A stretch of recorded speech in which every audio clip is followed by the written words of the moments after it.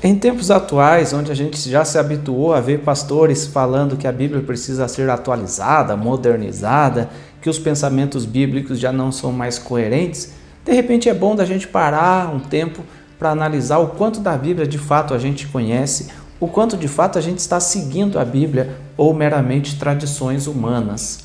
É preciso fazer uma análise porque a Bíblia mesmo diz: "E conhecereis a verdade, e a verdade vos libertará." Todo mundo entende que a verdade é aquilo que está escrito na Bíblia. Então a gente vai falar um pouquinho sobre 5 mentiras, mas não 5 mentiras comuns, 5 mentiras que as pessoas usam como tradições humanas para dizer que estão na Bíblia. E será que você não está envolvido com essas 5 mentiras também?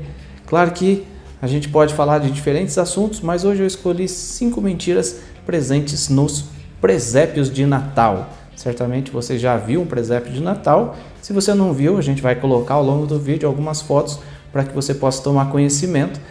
E vamos ver, analisar o presépio. Será que tudo que está ali é verdade, mentira ou tradição católica? Continue conosco depois da vinheta.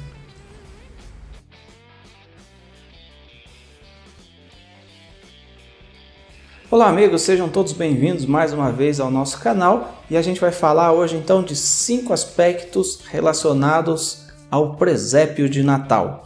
Há um famoso ditado que diz que uma mentira contada muitas vezes acaba virando verdade. Nós adultos responsáveis devemos ter o cuidado em não ensinarmos às nossas crianças mentiras, né? E não dá para dizer, né? Mas essa mentirinha não faz mal nenhum, essa mentirinha é uma mentirinha do bem, não tem problema, né? Mentira acaba sendo sempre uma mentira. Uma das coisas mais incríveis da história da humanidade está relacionada ao nascimento de Jesus, ou ao nascimento do Messias. Toda a história do nascimento dele por si só já é cercada de acontecimentos, de situações. Não seria necessário inventar mentiras, inventar fatos que acabam descredibilizando a fé, acabam trazendo mais confusão ainda dentro dos conceitos religiosos, né? Você já viu um presépio? Dê uma olhada nessa imagem aí. Tente focar, tente entender bem a imagem para ver o que tem de certo e o que tem de errado nessa história aí.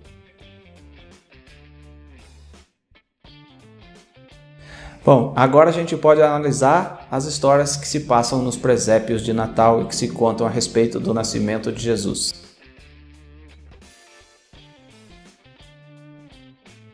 Em quinto, a nossa quinta mentira é os 3 reis magos.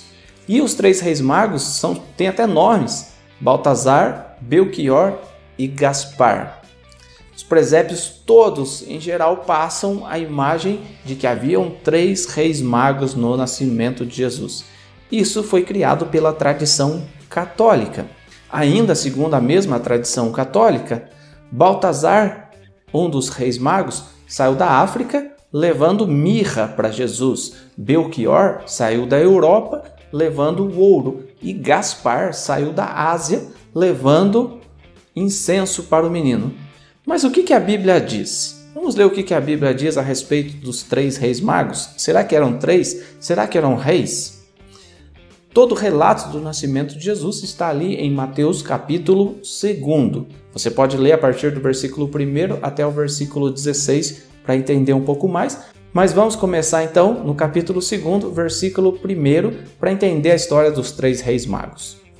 Tendo Jesus nascido em Belém da Judéia, em dias do rei Herodes, eis que vieram uns magos do Oriente a Jerusalém.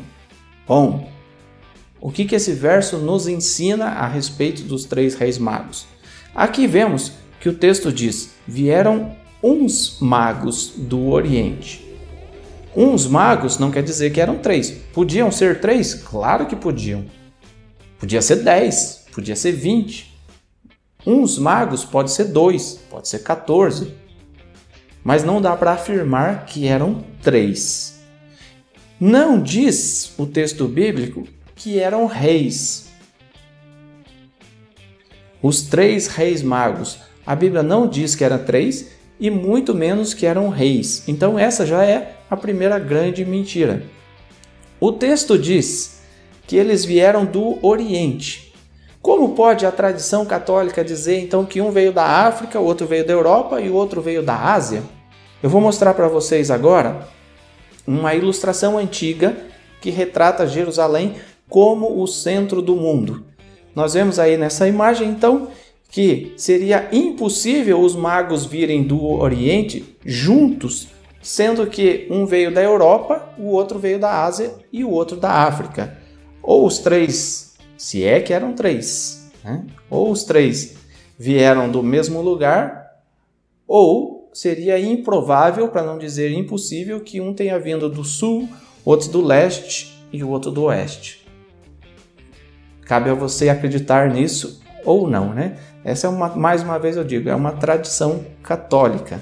E como a gente pode ver, essa tradição não se sustenta à luz da Bíblia. Só para recapitular, o quinto lugar, os três reis magos.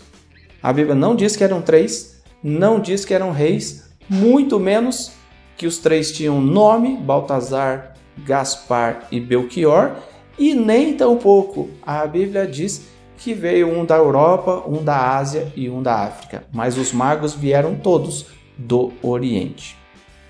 Agora vamos ao número 4.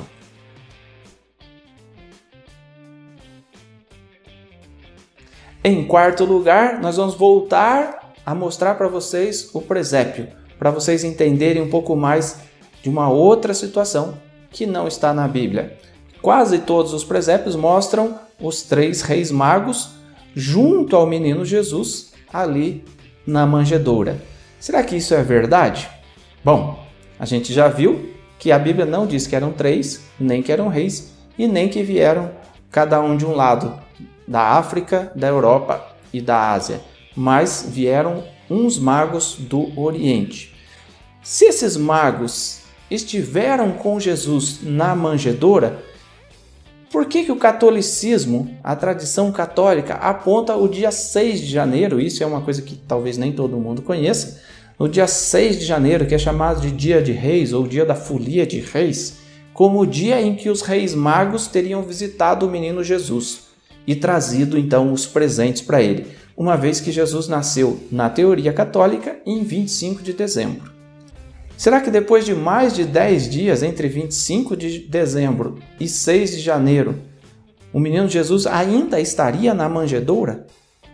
Meio difícil, né? Meio difícil. Mas vamos ver o que a Bíblia diz. Vamos voltar no texto lá de Mateus, capítulo 2, versículo 1.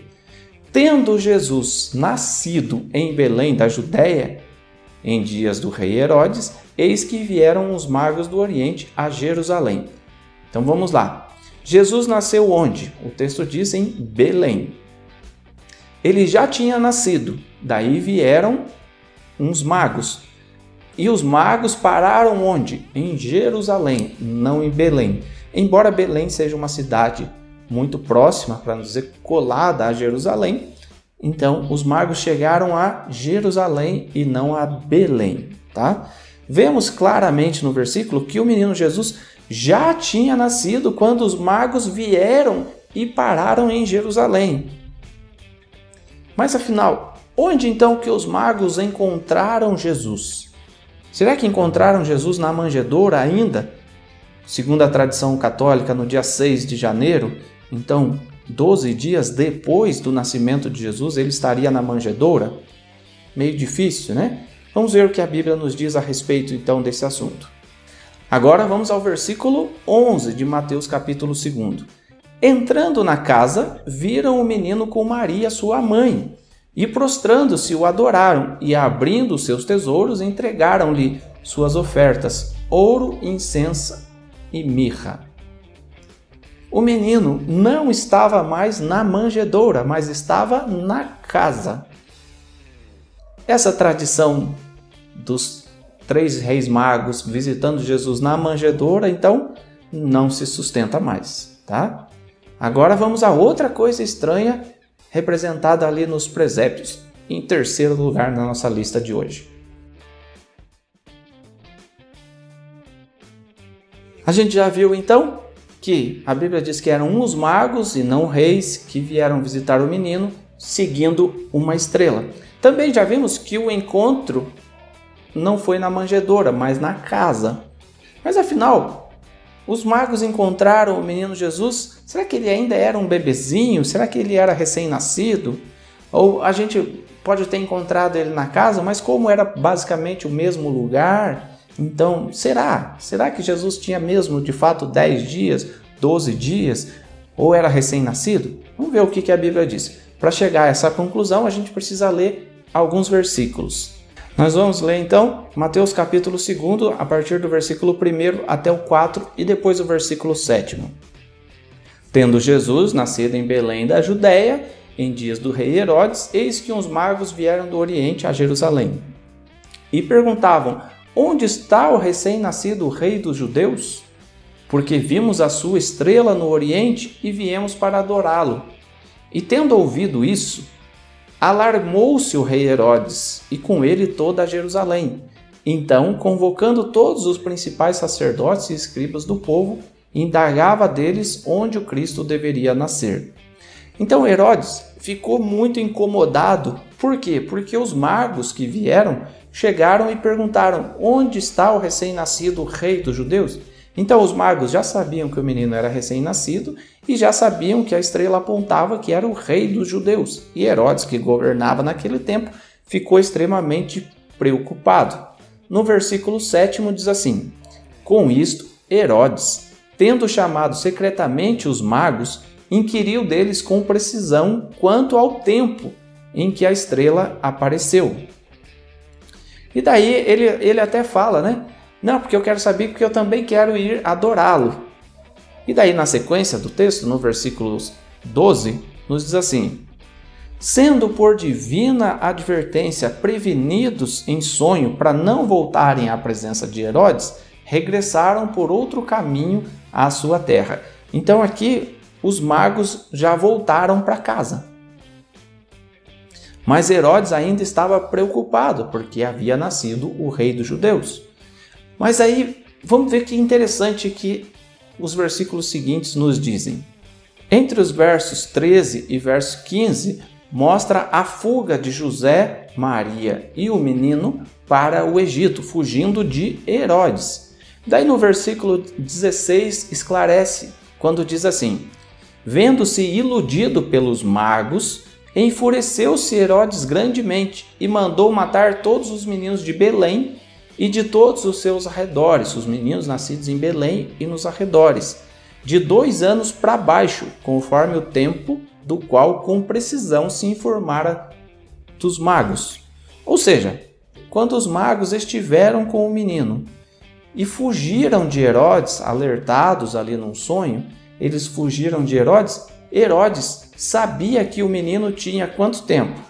Cerca de 2 anos. Então, quando os magos visitaram Jesus na casa, ele já tinha cerca de 2 anos de idade. Porque não fazia sentido algum Herodes mandar matar meninos de 2 anos se Jesus fosse um recém-nascido de 15 dias, 20 dias ou até mesmo um mês, né? Então, essa é uma outra questão, um outro aspecto que o presépio está em desacordo com aquilo que está escrito na Bíblia.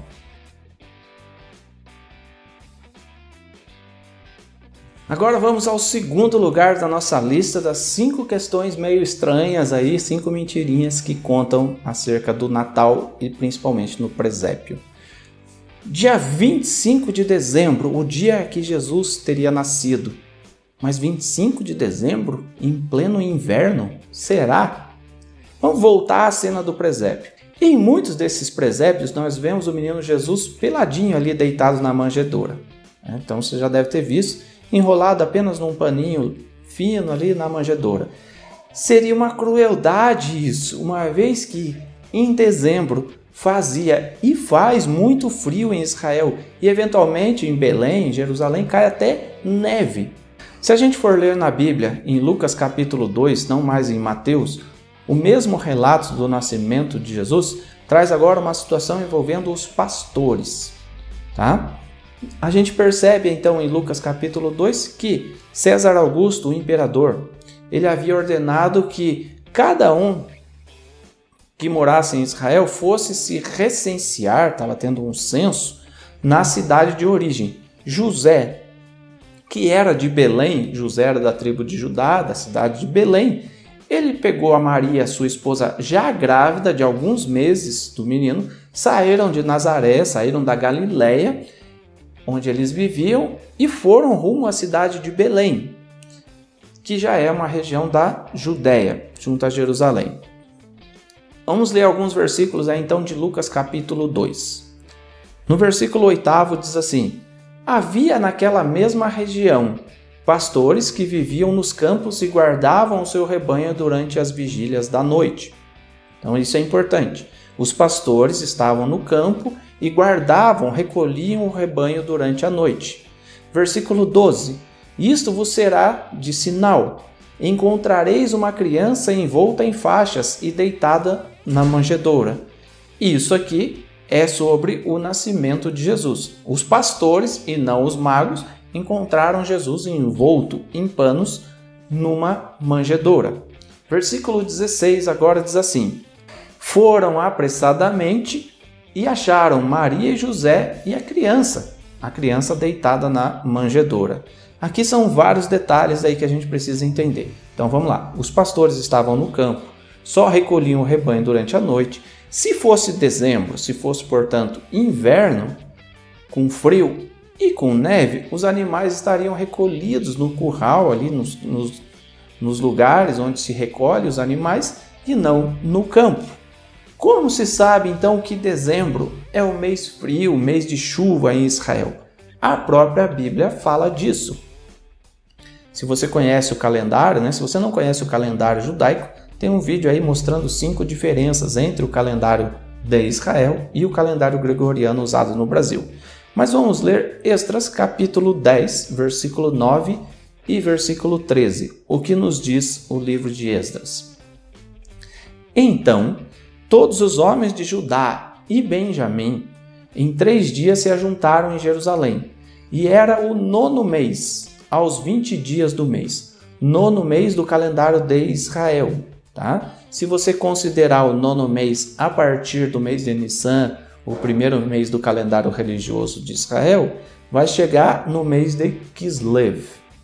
Mas depois a gente volta nisso, vamos continuar lendo. Era o 9º mês, aos 20 dias do mês. E todo o povo se assentou na praça da casa de Deus, tremendo por este negócio. E tremendo também por uma outra coisa, por causa das grandes chuvas. Também, versículo 13 nos diz: porém, o povo é muito, e também é tempo de grandes chuvas, e não se pode estar aqui fora. Nem é obra de um dia nem 2, porque somos muitos os que transgredimos neste negócio. Então vamos lá à explicação disso. Como eu já falei, o 9º mês do calendário de Israel é chamado de Kislev. Kislev cai normalmente no mês de dezembro. E era o dia 20 do 9º mês. Então, portanto, ali finalzinho de dezembro. E o que a Bíblia diz nesse tempo? Era um tempo de muitas chuvas e não se pode estar do lado de fora. Será que o imperador César Augusto, que já lidava com o povo inquieto, insatisfeito sob o domínio romano, iria decretar um censo, um recenseamento, fazer com que os judeus de todos os lugares viajassem em pleno período de chuvas, voltando à sua cidade, a cidade em que eles nasceram? Então, se você pegar José e Maria, eles saíram lá da Galileia, lá de Nazaré, até chegar em Jerusalém. Hoje, de carro, a gente gasta em torno de 2 horas, um pouquinho mais, um pouquinho menos ali de 2 horas. Imagina isso com a sua mulher grávida, montada no jumento, há 2000 anos atrás, em que não havia estradas como há hoje. Seria um castigo muito grande que o imperador César Augusto estaria aplicando sobre o povo. Será que ele faria isso mesmo, com bom senso? Acho que não. Muitos historiadores provam que Jesus provavelmente nasceu no início do mês de outubro, segundo o nosso calendário brasileiro.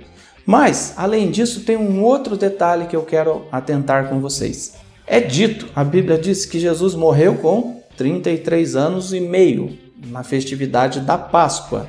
A Páscoa ocorre em abril, tá? Então vamos voltar 6 meses antes de abril para ver se Jesus de fato morreu com 33 anos e 6 meses, se foi dezembro. Então vamos lá. Março, fevereiro, janeiro, dezembro, novembro, outubro. Será de fato que Jesus teria nascido em dezembro? Se ele morreu em abril, na festa da Páscoa, volte 6 meses e você vai ver que cai em outubro. Além disso, todas as argumentações, vários historiadores provam que Jesus de fato não teria nascido em 25 de dezembro. Mais uma história que os presépios de Natal fazem uma alusão, colocam o menino no meio do frio, né? No meio da neve. Então, por isso mesmo os presépios aí são sempre recheados ou enfeitados com neve nos Estados Unidos, ali o Papai Noel, sempre tem muita neve no Natal, né? Nesse período, mas justamente Jesus não teria nascido no dia 25 de dezembro, quando há muito frio e muita neve. Tá? Agora vamos a um outro detalhe. Em primeiro lugar, nós vamos a um outro contexto dentro do período natalino que é muito interessante e que também de alguma forma tem a ver com o presépio de Natal. Vamos ao primeiro lugar da nossa lista.